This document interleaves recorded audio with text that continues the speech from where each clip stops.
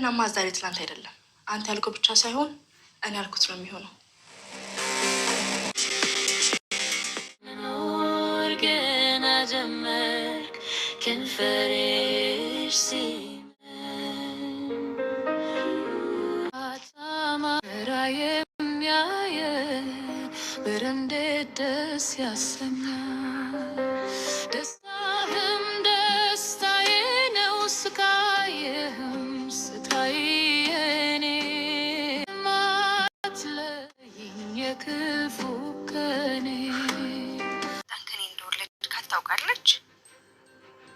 እባክሽ ሰላም ተይኝ እሺ። ልጅ ካልሆነ ከአዲስ አበባ ውጪ እኔ ሌላ ቦታ ቤት ልከራይልሽ።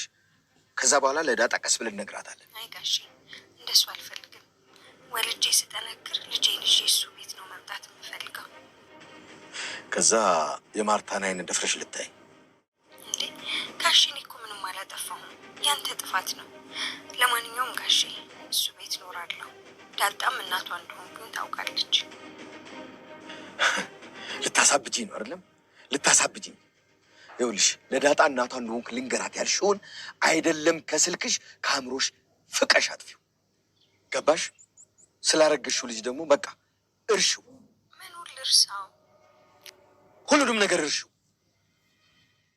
ዳጣና ናታን የሚገርም የፍቅር ህይወትን እያሳለፉ ነው የሚገኙት። አሪፍ እንግዲህ ደስ የሚልና የሚያስቀና ደስ የሚል አሪፍ የፍቅር ህይወትን እየኖሩ ነው የሚገኙት ማለት ነው። እንግዲህ እሷም ለሱ የሚገርም ጊዜ እየሰጠችው ነው፣ እሱም ደግሞ ለሷ የሚገርም ጊዜ እየተሰጣጡ ራሳቸውን እንግዲህ ደስ በሚል ሁኔታ ፍቅራቸውን እያጣጣሙ ነው የሚገኙት። እንግዲህ በዚህ መካከል ምንም የነሱ ፍቅር አንድነት ሰላም ያልሰጣት አቢጌል ደረጀ ሁሌም ሰላሟን እንደነሳት ነው። አሁንም ደግሞ እንግዲህ ናታንን ለማጥመድ የማታደርገው ነገር የላትም። እንግዲህ እንደሚታወቀው ብዙ ነገሮችን ሞክራለች። በተለይ ደግሞ ዳጣን ከዚህ ቤት አባራ ናታንን ገና ናታን ምናልባት ከዚህ ቤት ስለሄደ ብቻ የኔ ይሆናን ብላ ያሰበችው አቢጌል ደረጀ ብዙ ነገሮችን እየሞከረች ነበረ። ግን ከሞከሯ መካከል ናታንን ከዳጣ ጋር ማጣላት ከዛም አልፎ ደግሞ ነገሮችን ለማበለሻሸት መጣር በቃ ዳጣን በተለይ ከዚህ ቤት ለማባረር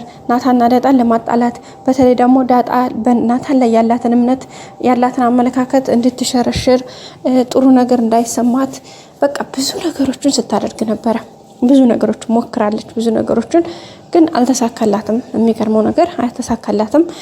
በጭራሽም ሊሳካላት አይችልም። ግን ከሙከራዋ ወደ ኋላ አትልም። የሚገርመው ተስፋ አትቆርጥም። አንዱ ሲከሽፍባት አንዱን ያቀያየረች ሁሌም ሙከራዋን እንደቀጠለች ነው የምትገኘው ማለት ነው። ቤተሰቦቻችን እንግዲህ ደግሞ ያሁኑ በቃ በሚገርም ሁኔታና ደረጃውን ከፍ አድርጎ ናታን እንግዲህ ሰላምዬ አደራ ብላ ለልጇ ለዳጣ እንዲሰጣት የሰጠችውን ደብዳቤ እንግዲህ ናታን በሚገርም ሁኔታ በሚችለው ልክ ደብቆ ሸሽጎ አጥብቆ ያስቀመጠውን ደብዳቤ አቢጌል ደረጀ እንግዲህ ካሜራን እንደሚታወቀው አባቷን እንኳን ማትፈራ ቆንጆ ጭራሽ ለሱ ይሄን ያክል ቦታ ያላት ይመስል እንግዲህ ያላትን ነገር በፓወሯን ሁሉ በመጠቀም ያደረገችው ነገር ምንድነው? አቢጌል እንግዲህ ናታንን አልሰጥሽም አታገኙም ብሎ ሲዝትባት ምንድነው ያደረገችው? በራሷ መንገድ በማመቻቸት የተደበቀበትን ለማወቅ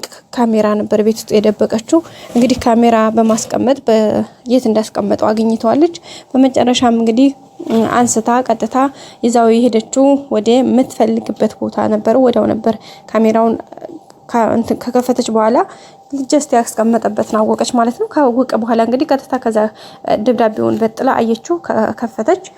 ከዛ ወዲያው ልክ ደብዳቤውን ልታየው ገና እንደጀመረችው ናታን ደርሶባት ነበር። ቢደርስባትም ግን ያው ግብ ሲያያዙ አንደኛ ሱኖራው ሄደች፣ ሁለተኛ ደግሞ ከጇ ላይ ያለው ወረቀት እሱ ለመቀማት ሲታገላትኝ የያዘችው ወረቀት ግማሹን ነው ማለት ነው እሷ ይዛ የሮጠችው፣ ግማሹ ከናታን ጋር ተቀመጠ ማለት ነው ቤተሰቦቻችን። ከዛ በኋላ እንግዲህ ናታን ቢሮጥም ክላሷን እየሮጠች ዲያ ክላሷን ዘጋች። ክላሷን ዘግታ ደብዳቤውን አነበበችው ማለት ነው።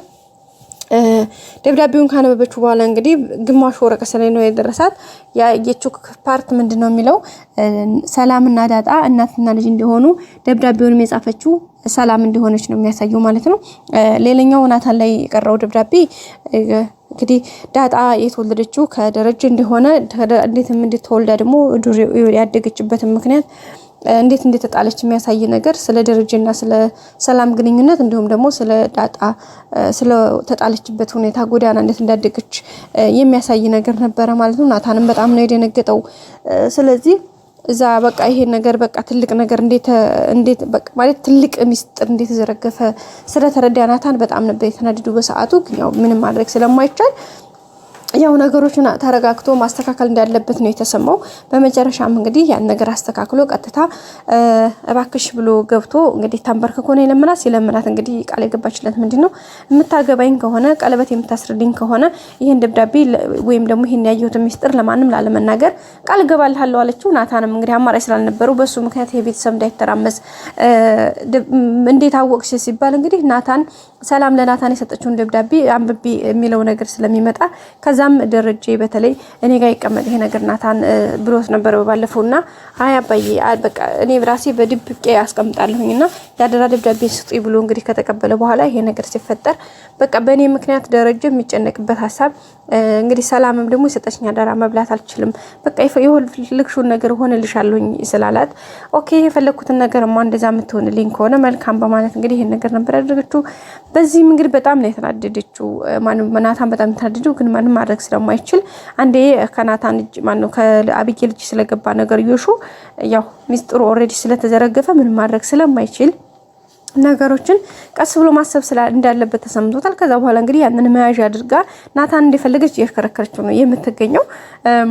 አሁን ደግሞ ይባስ ብሎ እንግዲህ አልጋው ክላስ ድረስ መኝታ ክላሱ በመግባት እንግዲህ ራቁቷን ወይም ደግሞ የሌሊት ሸሚዝ ብቻ በመልበስ ካንተ ጋር ነው ማድረው አሁን መቼም ውጭ አትለኝም ዛሬ ትናንት አይደለም እንግዲህ ውጭ ያ ማለትማ ዛሬ ትናንት አይደለም ስለዚህ ውጭ አትለኝም ሁሌም ያንተ ያልከው ብቻ ሳይሆን እኔ ያልኩትም ጭምር መሆን ስላለበት ግዴታ ነው በማለት ነበር እንግዲህ ማስጠንቀቂያ ጭምር እየነገረችው። ናታንም እንግዲህ በጣም እንደነገጠው በይውጭልኝ እያላት ነው የሚገኘው። እውነት ትወጣለት ይሆን? አትወጣለትም።